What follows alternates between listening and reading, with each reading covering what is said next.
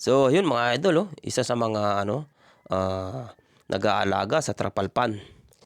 Ang sukat ng kanyang trapalpan ay 10 by 10 at 3 feet ang lalim. So, yan nakikita nyo, malalaki na kanyang mga similya.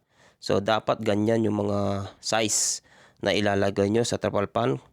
3 inches, 4 inches, or 5 inches.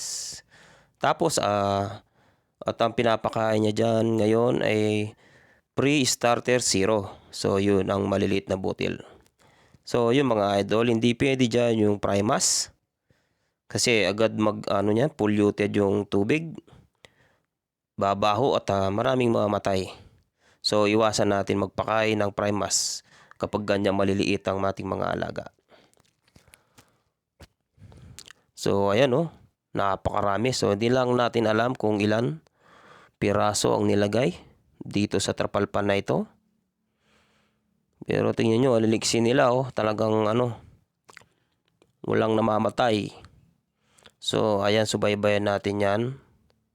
At kung ano yung mga iba pang pinapakain para agad lumaki sa trapalpan mga idol.